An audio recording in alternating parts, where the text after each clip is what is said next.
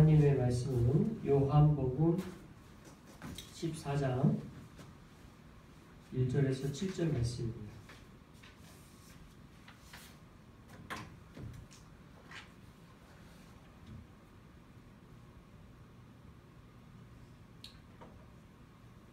여러분이 한 절씩 기도하겠습니다. 너희는 마음에 근심하지 말라. 하나님을 믿으니 또 나를 믿으라.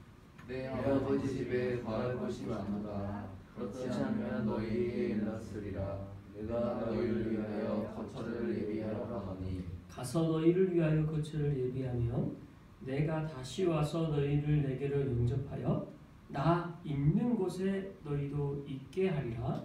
내가 어디로 가는지 그 길을 너희가 아느니라. 도마가 이르되 주여 주께서 어디로 가시는지 우리가 알지 못하거늘 그 길을 어찌 알겠사옵나이까.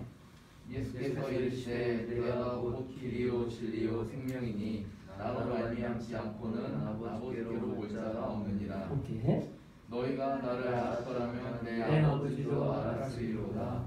이제부터는 너희가 그를 알았고 또 또한 그리라. 아멘. 네, 오늘 본문에는 아주 유명한 말씀이 있습니다. 내가 곧 길이요 진리요 생명이니. 이 부분은 우리가 암송하신 분도 있을 것이고 여러 번 이 말씀을 봤을 텐데, 이 14장의 어떤 배경에서 이 6절 말씀이 나왔는지는 별로 우리가 관심을 두지 않고 본 경우가 많을 겁니다. 이 한 절은 알지만 14장의 어떤 의미고 그 앞에 13장에서 14장의 배경으로 왜 이 말씀을 하셨는지 오늘은 그걸 중심으로 한번 살펴보면서 오늘 본문에서 말씀하시고자 하는 주님의 음성을 듣고자 합니다.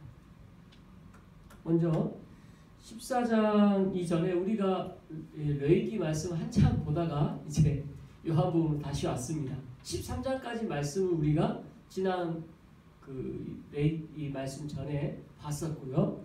오늘 이제 14장에 들어섰는데 13장 내용을 기억나실지 모르겠지만 이제 성경 계신 분은 14장, 13장 본문을 이렇게 보시면 6월절 전에 라는 말씀으로 13장 1절이 시작해요. 그래서 요한복음의 특징은 이렇게 특별한 시기를 정확하게 설명하고자 하는 표현이 꼭 있다고 그랬죠. 그러니까 바로 예수님이 죽기 하루 전이 돼버리는 거예요.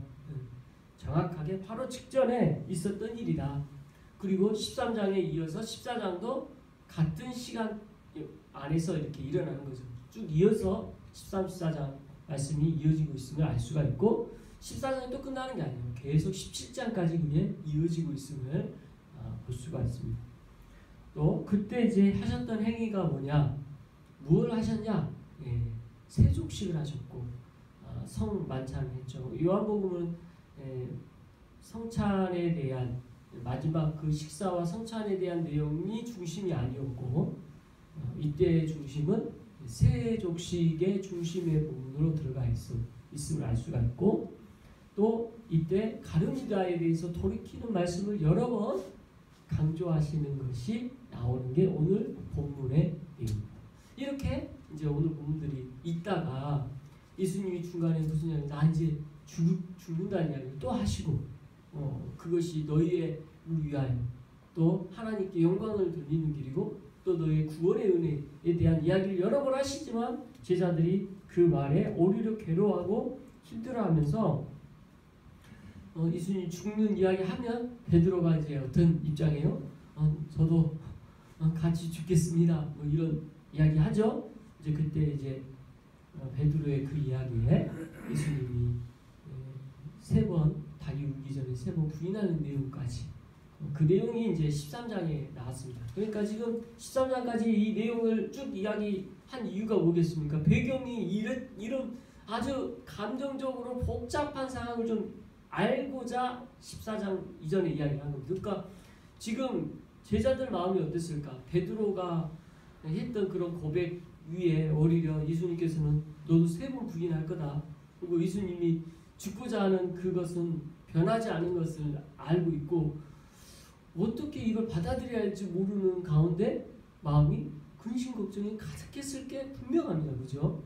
그걸 이제 알 수 있는 게 1절부터 이렇게 예수님 말씀하시기 때문에 이제 알 수가 있죠. 요한복음 14장 1절 같이 읽어봅니다. 시작. 너희는 마음에 근심하지 말라. 하나님을 믿으니 또 나를 믿으라. 예, 예수님이 먼저 그래서 하신 말씀이 너희는 마음에 근심하지 말라. 예, 지금 근심스러운 그런 정황들을 쭉 13장에서 알 수 있듯이 예수님도 알고 계셨고 실제 제자들은 그런 마음이었는데 그때 마음에 근심하지 말라. 이렇게 주께서는 위로하고 계시고 격려하시고 또 이 마음의 근심과 괴로움 이런 마음들이 예수님 안에는 또 이런 마음도 있으실 거예요. 이제 예수님께서는 과거, 현재, 미래 다에 대한 것들을 알고 계시잖아요. 알고 계실 때 이 제자들이 겪을 앞으로의 일들도 얼마나 본인이 죽고 난 다음에 있어질 일들까지를 생각해 보면 예수님은 더 복잡한 생각을 하고 계시고 그걸 내포하는 말씀을 하실 수도 있다라는 생각을 하죠. 그래서 여기서 마음에 근심하지 말라라고 하시면서 따라서 무슨 그 다음에 뭘 말씀하세요? 하나님을 믿으니 나를 믿으라고 말씀하셔요. 그러니까 우리에게 지금 이렇게 마음의 혼란과 근심 속에 있는 이들에게 예수님께서 가장 큰 격려가 뭡니까? 하나님을 믿는 것, 예수님 자신을 믿는 것. 이거보다 근심과 걱정 가운데 있는 우리에게 주는 최고의 위로는 없다는 거죠. 우리의 믿음의 어떤 상황과 여건과 환경을 마찬가지로 볼 때에도 똑같습니다. 우리도 어려움을 겪는 거 마찬가지고 근심할 만한 상황도 마찬가지고 다 있잖아요. 그때 우리에게 주시는 격려, 주님을 굳게 믿을 수 있는 믿음을 가질 때 우리가 그때 하나님 앞에 더 든든하게 설 줄 믿습니다. 여기서 믿으라라고 하는 이 동사의 표현이 현재 진행형으로 쓰여 있거든요. 그러니까 이게 표현되어져 있는 이 표현 자체가 현재에 있어질 명령형으로 표현되어진 것처럼 우리에게서도 믿으라 계속 명령하시면서 현재형으로 말씀하고 계셔요. 저도 막 머리가 복잡할 때가 있거든요. 현실적인 문제 딱 당면했을 때 이거 어떻게 할 수 있지? 제 개인적인 가장 지금 상황에 비춰서 말씀드리면 너무 진짜 할 수 있을까? 끝까지 잘 마무리할 수 있을까? 내가 감당하고 있는 이 모든 일도 잘 할 수 있을까? 이런 의문. 또 어떤 직장 생활에서의 결정할 때 내가 이걸 할 수 있을까? 내 미래에 대한 막연한 일들이 있을 때 할 수 있을까? 이거 다 마찬가지잖아요. 그때 오늘 우리 주님의 말씀은 우리에게 큰 위로가 됩니다. 나를 믿으라. 나를 믿으라. 하나님을 믿으라. 이 말씀을 굳게 붙잡으시기 바랍니다. 2절 이어서 같이 보겠습니다. 같이 읽습니다. 시작. 내 아버지 집에 거할 곳이 많도다. 그렇지 않으면 너희에게 일렀으리라. 내가 너희를 위하여 거처를 예비하러 가노니. 여기서 아버지 집에 거할 곳이 많다. 이제 이걸 원어에 대한 것으로 그대로 번역을 하려고 많은 주석가들이 노력했어요. 본래 이 단어는 모나이라는 이 단어는 복수형으로 쓰였거든요. 그래서 여기서 거할 곳들 이게 이제 더 우리나라 말 표현에는 복수형적 표현이 더 맞죠. 근데 이게 딱 거한다. 이게 거하다라는 게 무슨 의미냐? 이걸 처음 가장 주석을 쓰신 분 중에 초대교회 분 중에 한 분이 오리겐이라는 분이 있어요. 오리겐. 이 오리겐은 2세기 분인데 이 오리겐의 주석에 보면 이 단어를 가지고 어떻게 해석하냐면 하나님께 가는 도상의 정류장이다. 그리고 하나님께 가는 그 정류장으로 표현돼요. 또 불가타역 그래서 라틴어로 번역되어졌을 때 이 단어를 거주지로 그냥 표현했어요. 머무는 집으로서의 느낌으로. 루터는 아예 자택, 사택 이런 개념으로 거처. 이렇게 번역했고요. 그래서 종합적으로 볼 때 오늘 2절 말씀에서 거할 것, 이것은 집으로 봐도 무방하고 우리가 성도들이 영원히 하나님과 함께 하는 곳의 장소의 복수적 개념으로서 해석하는 게 가장 자연스러운 의미로 볼 수가 있습니다. 그래서 오늘 우리 한글 번역도 그래서 그런 의미로서 내 아버지 집에 거할 곳이 많도다라는 개념이 포함되어 있는 거죠. 그래서 우리는 하나님을 믿는 거, 예수 그리스도를 믿는 그 믿음으로 말미암아 우리가 아버지 집에 거할 곳에 있다라는 것을 보여주고 있어요. 굉장히 중요한 말씀이죠. 예. 이렇게 명료하게 지금 성경 전체를 생각해 봤을 때 천국에 우리가 어떤 모습으로 있을까 정확하게 묘사된 게 있어요? 별로 많지 않아요. 그러니까 오늘 예수님 굉장히 우리에게 많은 힌트를 주셨는데 그 중에 하나예요. 근데 아버지 집에 거할 장소가 많고 그것이 집이든 자택이든 뭐 이런 것으로 우리에게 거할 곳이 있다라는 것이 성경적으로, 그러니까 설교로서 막 목사님들이 여러 가지 설교를 할 수는 있겠지만 성경 본문에 직접 인용해야 될 본문이 이건 거죠. 거할 곳이 있다. 자, 그리고 그 다음에 뭐라고 나옵니까? 그렇지 않으면 너희에게 일렀으리라. 이걸 두 문장으로 나눠서 보고 있죠. 내가 너희를 위하여 거처를 예비하러 가는. 근데 이게 뒤에 있는 이 부분을 이제 성경 주석, 성경의 번역본도 아니고 원본이 없기 때문에 이걸 사본의 그 것들을 이렇게 볼 때 사본마다 조금씩 다르게 기재됐단 말이에요. 이 부분이 어떤 사본은 이 두 문장을 한 문장으로 우문형으로 만든 번역본이 있어요. 그걸 제가 그 번역본을 그대로 번역해서 말씀드리면 이렇게 번역할 수 있습니다. 똑같은 의미인데 만일 그렇지 않다면 내가 너희가 너희를 위하여 초소를 예배하라고 간다고 말하겠냐? 라는 식의 번역본이 있어요. 그러니까 저도 오늘 본문 보면서 굳이 2절 말씀이 오늘 본문처럼 두 문장으로 나뉘어서 설명하는 것도 뭐 나쁘지 않는데 오히려 또 다른 사본의 그 번역본도 괜찮은 것 같아요. 그래서 예수님께서는 아버지 집에 거할 곳이 많다 이야기를 하셨잖아요. 하신 다음에 만약 내가 그렇게 거할 곳이 없다 그러면 뭐 하려고 가겠냐라는 맥락인 거죠. 너희들이 거할 곳이 예비한다고 하는 말을 내가 할 필요가 있겠니? 라는 맥락으로서 이제 이 문장에 대한 설명을 그렇게 하고 있는 거죠. 자, 그래서 종합해 보면 예수님께서는 우리에게 중요한 사실 하나 명확하게 알려주는 게 우리는 하나님의 나라에 갑니다. 이 말은 가장 자연스럽게 할 수 있는 말이고 천국, 하나님의 나라 뭐 다 갈 수 있다라는 말씀을 우리가 아주 쉽게 배울 수 있죠. 알 수 있고 근데 그곳에 천국에서 우리가 어떤 식으로 거할 거냐 우리가 머물 곳이 있다라는 거죠.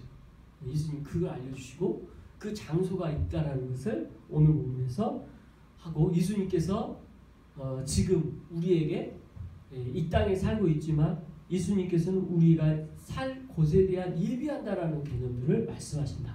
여기까지 오늘 본문 말씀하고 있습니다. 이어서 3절 같이 읽겠습니다. 시작. 가서 너희를 위하여 거처를 예비하면 내가 다시 와서 너희를 내게로 영접하여 나 있는 곳에 너희도 있게 하리라. 오늘 이 부분도 굉장히 중요해요. 자, 다시 한번 뜯어봅시다. 3절 부분 보면 가서 너희를 거처를 예비하면 여기까지는 앞에서 했던 내용 그대로요. 네, 거처 예비했어요. 근데 내가 다시 와서 이건 무슨 내용이에요? 재림하실 때를 말하는 거잖아요.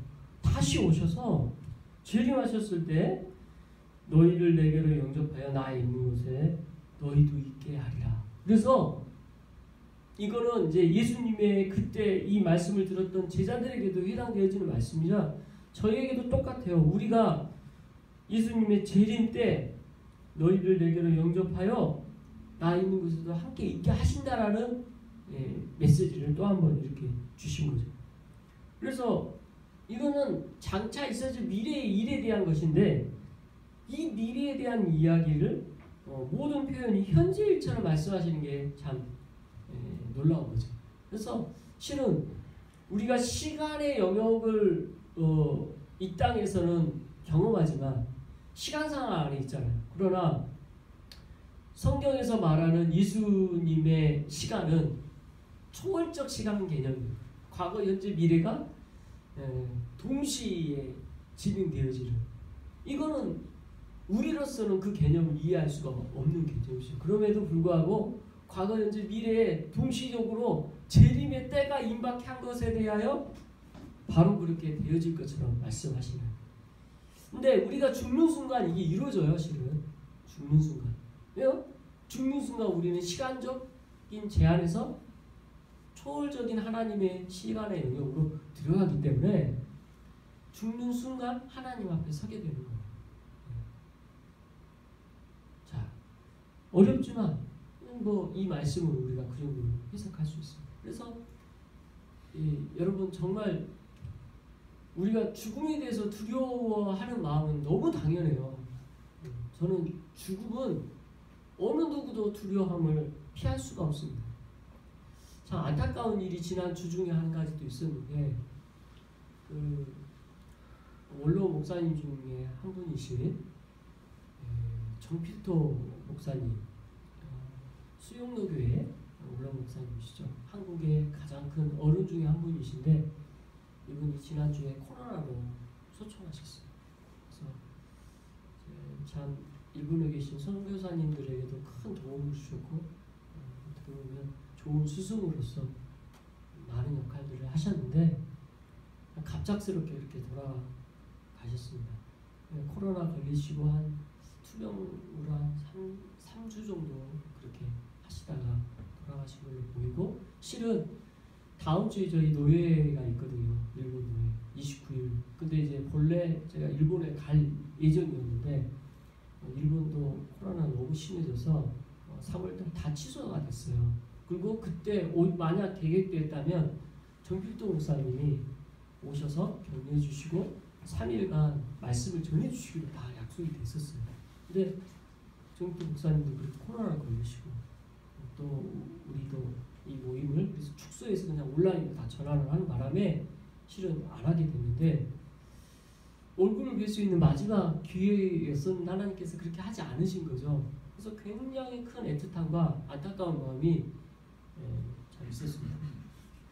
참 코로나로 인해서 많은 그런 아픈 일들이 있는 거죠. 이게 큰 슬픔이잖아요.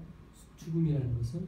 그래서 정필도 목사님 같이 그렇게 귀한 사역들을 많이 하셨고, 물론 90이 넘으셔서 연로하고 또 지병도 있으시고 그래서 코로나로 소천을 받으셔서 그렇게 되어지는 모든 상황 가운데 있지만, 그럼에도 불구하고 죽음이라는 것은 너무나 두려운 일이고 다시는 만나볼 수 없는 일이기 때문에 이 땅에서 볼 일이 없잖아요. 괴로운 일이죠. 그러나 그때 우리에게 위로가 될 수 있는 유일한 거 한 가지, 이게 어디 있습니까? 오늘 말씀이 있는 거죠. 예수님께서 죽는 순간 우리가 다시 주님을 바로 뵐 수 있고 만날 수 있다는 사실. 그게 재림의 때라 할지라도 그거는 초월성 안에서 죽는 순간이 되는 거예요. 그래서 여러분 죽음이 두렵지만 죽음 앞에 담담하게 주님께 맡기고 그렇게 우리가 살아가는 게 그리스도인으로서의 바른 신앙의 모습인 거죠. 그렇다 해서 죽음을 두려워해서 안 된다, 이런 말씀 절대 아닙니다. 당연히 두려워. 그러나 우리에게 주신 이 위로가 있음에 더 큰 격려와 위로를 받을 수 있다는 거죠. 자, 이어서 4절 말씀 같이 읽겠습니다. 시작. 내가 어디로 가는지 그 길을 너희가 아느니라. 네, 예수님께서 한마디로 또 이렇게 말씀하십니다. 내가 어디로 가는지 그 길을 너희가 아느니라. 쉽게 말하는 거예요. 예수님이 어디로 가는지 제자들이 안다 모른다? 안다고 지금 말씀하신 거예요. 너무 쉽게 말씀하셨죠. 지금 제자들 마음이 어때요? 앞에서 나오지만 근심과 걱정과 죽으시면 그걸로 끝나는 걸로만 생각하니까 두렵잖아요. 우리 어떡하지? 근데 거기에 이제 한마디 더 붙인 게 너희가 다 안다 이렇게 말씀하신 거예요. 자, 왜 이렇게 말씀하셨을까? 이 말씀으로 인해서 이제 계속 이 말씀이 이어지니까 자 5절 말씀 보고 또 나눕시다. 같이 읽습니다. 시작. 도마가 이르되 주여 주께서 어디로 가시는지 우리가 알지 못하거늘 그 길을 어찌 알겠사옵니까? 여기서 도마가 나서죠. 도마는 지금 자기가 생각하고 있는 어떤 상식선에서 이해 안 될 때 전체 제자들이 갖고 있는 모든 의문을 대표해서 질문하는 듯한 분위기예요. 지금 예수님은 분명히 앞에서 내가 어디로 가는지 너희도 안다라고 이야기하셨잖아요. 거기에 대해서 도마는 뭐라고 말해요? 모른다라고 이야기를 하는 거예요. 예수님, 주님 분명히 앞에서 어디로 가는지 우리한테 안다고 했는데 그 길이 우리 몰라요. 그 길에 대해서 알 수가 없습니다. 어떻게 그 길을 압니까? 자, 여기서 키포인트 단어가 뭐예요? 길이에요. 맞습니다. 지금 제가 무슨 말씀을 하고자 하려고 할까요? 이 길이라는 단어에 이 길에 대해서 모르니까 우리 주님이 그러면 이 길에 대한 이야기에 답을 하셔야겠죠. 우리 앞에서 말했던 14장 6절 말씀이 그 다음에 나올 순서가 되는 거예요. 이 길에 대한 이야기, 이 길 때문에 이 말씀이 나온 겁니다. 자, 같이 읽어봅니다. 6절 시작. 예수께서 이르시되 내가 곧 길이요 진리요 생명이니 나로 말미암지 않고는 아버지께로 올 자가 없느니라. 네, 여러분 유념해서 이 말씀을 14장을 아마 여러 번 읽으신 분도 많이 있을 거예요. 근데 이게 포인트가 딱 여기에 주목되지 않으면 이 길이라는 이야기가 왜 나와서 이렇게 되었는지 분위기를 모르면 이해가 안 되는 거죠. 예수님께서 지금 길 이야기 하셨잖아요. 먼저 너희들이 길을 알 거다. 근데 우리는 모릅니다. 거기에 대해서 예수님이 6절에 내가 곧 길이라니까 라고 말씀하시는 거예요. 내가 길이라. 그러니까 지금 우리 길 하면 어떤 이미지가 있어요? 길 하면 도로만 생각하잖아요. 어디를 가야 될 방향성만 생각하잖아요. 지금 예수님은 여기서 말하는 이때 당시 로마로 통하는 모든 길을 뚫어졌던 그런 시대들, 이 길이라는 개념이 이미 정착되어져 있는 그걸 가지고 이 단어를 통해서 예수님은 지금 말씀하고 계셔요. 자, 이 통해져 있는 길, 그 길이 뭐라는 거예요? 예수님이라는 거예요. 어디로 향하는 길? 하나님께로 향하는 길? 하나님의 나라의 도상의 길? 이 모든 게 다 포함되어져 있는 길인 거죠. 내가 길이라니까. 나를 믿으라 했잖아. 내가 길이니까. 지금 그 말씀하고 계시는 거죠. 그러니까 1절을 2절에서 이미 했던 이야기를 반복하고 계시는 거예요. 근데 이해하기 쉽게 길이라는 표현을 지금 다시 한번 말씀하고 계시죠. 그래서 우리는 잘 압니다. 예수님 길이라는 거 믿습니까? 네. 그리고 이 표현도 참 재밌어요. 헬라어 그대로 보면요, 예수님께서는 호 예수스, 그래서 예수님은 에고 에이미 많이 나오죠. 에고 에이미, 나는 무엇이다 라는 표현을 써서 해 호도스, 여기서 호도스가 뭐냐면 길, 나는 길이다. 또 카이, 그리고 해 알레테이아 뭐겠어요? 진리, 카이해 조의 생명. 그래서 나는 길이요 진리요 생명이라는 말씀 이렇게 딱 하는 거예요. 그래서 지금 길이라는 말에 대해서 앞에서 본래 이걸 설명하고자 한 건데 여기에 대한 부연 설명으로 뭐가 나와요? 진리와 생명이 나오는 거죠. 더 부연하기 위해서. 그래서 우리는 예수 그리스도만이 참된 길입니다. 이렇게 말할 때 그 말에 예수님이 뭐라고 부연하셨냐면 나를 통해서 생명을 얻고 나를 통해서 참된 진리를 아는 것입니다. 라는 것을 우리에게 말씀해 주신 거죠. 우리는 그렇게 믿죠. 오직 예수님만이 우리의 참된 길이라는 것을 그래서 말씀을 통해 알게 되는 거죠. 예, 15세기까지 로마 천주교 카톨릭에서, 그리고 제가 고등학교 때 천주교 고등학교를 다녔는데 신부님이 그 종교 시간에 그렸던 그림이 아직도 생생해요. 어떤 그림을 그렸냐면 굉장히, 그러니까 신부님들이 철학적 설명을 하고 싶었던 것 같아요. 다 큰 산을 이렇게 그려요. 칠판 크게 뒤에다가. 자, 여러분, 이 산에 올라갈 수 있는 길 몇 개가 있습니까? 그래서 이 길을 통해서 올라갈 수 있는 길을 한번 찾아보세요. 말씀하셨는데 길이 몇 개예요? 너무나 많죠. 자, 이 길에 올라가는 길은 많지만 정상에는 도착하는 건 똑같습니다. 이 종교의 길이 그렇습니다. 어떤 걸 믿어도 그 믿음의 정상에 가면 하나입니다. 이게 일종의 에큐메니컬 운동이라고 불리고 다 여러 가지 다른 종교를 인정하게 되는 그런 운동인 거죠. 근데 성경은 뭐라고 말하고 있습니까? 이걸 인정해요? 아니에요. 지금 오늘 본문에서 우리에게 있어서 유일한 길, 우리에게 있어서 참된 생명과 진리는 길, 뭐라고 말씀하십니까? 예수님이에요. 믿습니까? 이거예요. 지금 이 말씀은 이걸 말하고 있고, 그 신부님이 말씀하신 걸 그때는 저는 너무 어려서 그게 그런가 보다 했는데 지금 생각해보니까 너무 잘못된 가르침이 있던 거죠. 아니에요. 길 하나입니다. 예수님께 가는 길 하나고요. 생명을 얻는 길 하나고요. 참된 진리는 하나입니다. 이 사실을 믿으시기 바랍니다. 그리고 이걸 믿고 고백하는 것이 구원의 은혜인 거죠. 교회 열심히 그냥 매일매일 교회 나와서 뭔가를 봉사하고 하는 거, 이게 구원의 길이 아니고, 어떤 다른 종교에 심취해서 그 종교를 최고의 어떤 자리에 올라가는 것이 아니고, 뭐든지 상관없어요. 그거하고 상관없어요. 오직 오늘 이 말씀의 진리를 여러분 믿으시기 바랍니다. 오늘 예수님은 그런 의미로 길을 말씀하십니다. 우리는 참된 예수 그리스도의 길을 쫓는 수원한옥교회 성도가 한 분 한 분 되시길 그리스도로 축원합니다. 이어서 7절 마지막 한 절 읽겠습니다. 시작.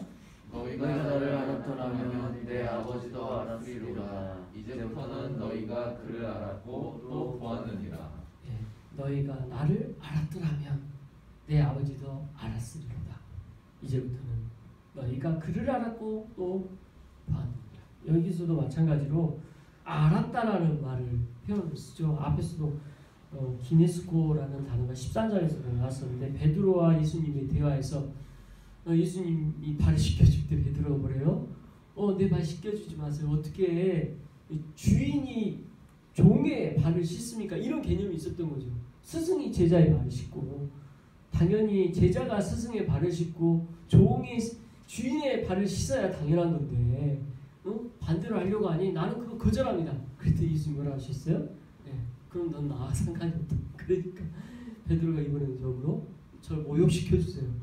그럴 필요 없다. 발만 씻으면 된다. 하셨던 말씀을 하시면서 예수님이 덧붙여서 말씀하신 게 지금은 알지 못하나 이후에는 알리라. 이때 알리라는 단어, 똑같은 단어가 쓰인 거죠. 이 안다라는 거 뭘 뜻합니까? 결국은 이 안다는 거의 핵심은 성령을 통해 아는 거예요. 저와 여러분 교회를 오랫동안 어렸을 때부터 다닌 분들도 많이 계시는데, 교회를 다닌다고 해서 예수님에 대해서 명료하게 처음부터 아는 게 알 수가 없어요. 아무리 성경 공부를 열심히 해도 예수님을 아는 게 아니에요. 알게 해주셔야 알아요. 성령께서 깨닫게 해주셔야만 알아요. 성령을 통해서, 성령만이 우리가 예수 그리스도를 참된 길로 알 수 있는 유일한 방법으로서 주어진 거예요.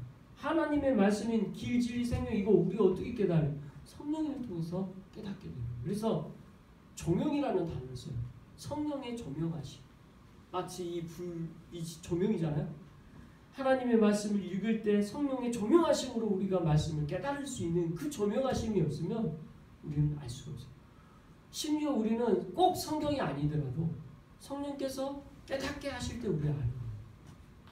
그리고 이걸 개혁파는 굉장히 중요하게 여기고 성령의 역사를 중요하게 고백합니다.